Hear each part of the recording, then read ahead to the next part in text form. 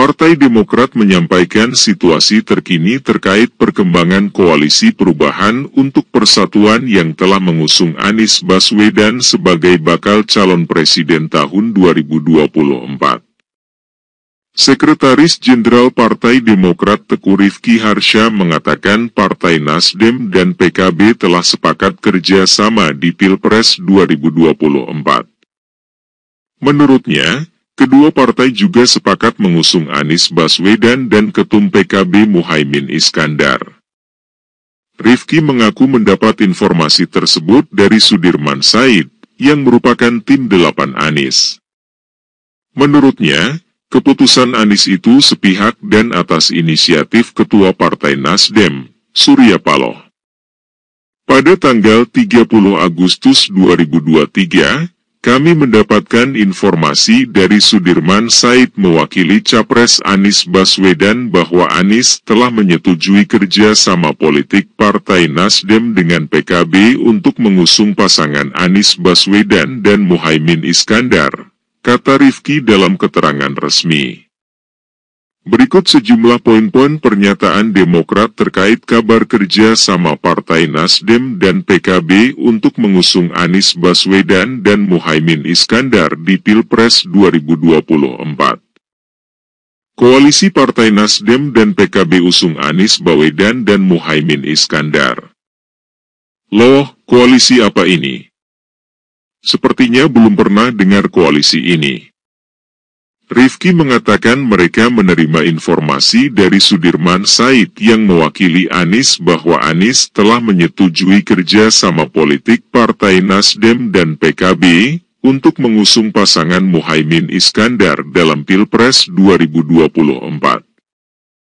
Rifki mengatakan persetujuan itu dilakukan secara sepihak atas inisiatif Surya Paloh.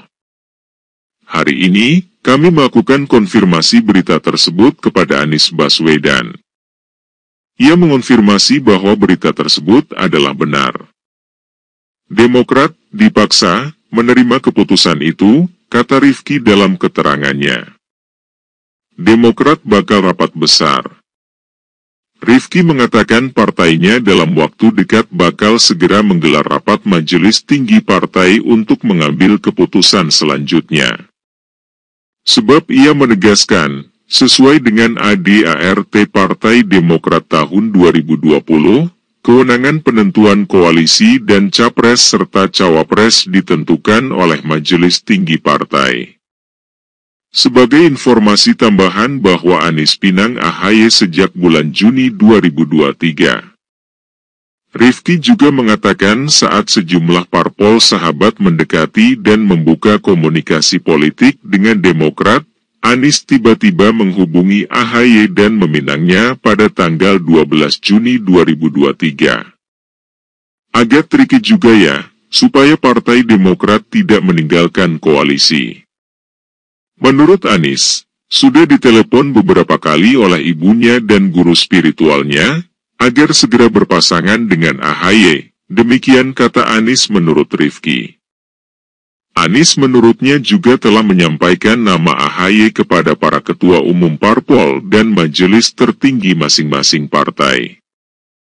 Dalam hal ini langsung kepada Surya Paloh, Salim Segaf Al-Jufri dan Ahmad Syaiqo, serta kepada AHY dan Susilo Bambang Yudhoyono. Menurut Capres Anies, ketiga pimpinan parpol menerima keputusan tersebut dan tidak ada penolakan. Anies diminta segera deklarasi. Rifki mengatakan Partai Demokrat dan tim 8 belakangan juga sepakat agar Anies segera mendeklarasikan pendampingnya lantaran menurutnya ada desakan dari kalangan masyarakat secara luas tentang kepastian KPP. Selain itu, juga elektabilitas Anies makin merosot dibandingkan dua kandidat capres lainnya. Terkait dengan waktu deklarasi ini menurut Rifki juga telah dikomunikasikan kepada Surya Paloh pada tanggal 24 Agustus lalu. Kemudian komunikasi berlanjut kepada Ketua Majelis Tinggi Partai Demokrat SBY pada tanggal 25 Agustus, dan kepada Ketua Majelis Syuro PKS Salim Segaf Al-Jufri pada tanggal 26 Agustus. Tentang penetapan waktu deklarasi ini, Surya Paloh menyerahkan sepenuhnya kepada tim 8. Sedangkan SBY dan Salim Segaf setuju untuk dilakukan percepatan deklarasi. Pada pertemuan Capres Anies bersama tim 8 dengan SBY, Capres Anies menyampaikan bahwa deklarasi akan dilakukan pada awal bulan September 2023. Pertemuan diam-diam pada tanggal 29 Agustus. Rifki mengatakan segala kekhawatiran Demokrat itu kemudian berujung pada sesuatu hal yang sulit dipercaya. Di tengah proses finalisasi kerja parpol koalisi bersama Capres Anies dan persiapan deklarasi, tiba-tiba terjadi perubahan fundamental dan mengejutkan.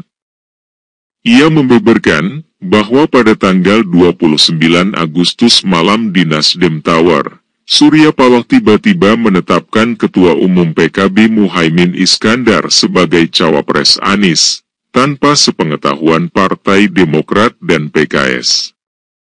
Malam itu juga, Capres Anies dipanggil oleh Surya Paloh untuk menerima keputusan itu. Selanjutnya pada tanggal 30 Agustus, Anies dalam urusan yang sangat penting tidak menyampaikan secara langsung kepada pimpinan tertinggi PKS dan Partai Demokrat, melainkan terlebih dahulu mengutus Sudirman Said untuk menyampaikannya. Partai Demokrat merasa dikhianati. Rifki juga menyatakan partainya merasa dikhianati usai Anies Baswedan secara mendadak meminang Muhaimin Iskandar. Ia merasa partainya dipaksa untuk menyepakati keputusan sepihak itu.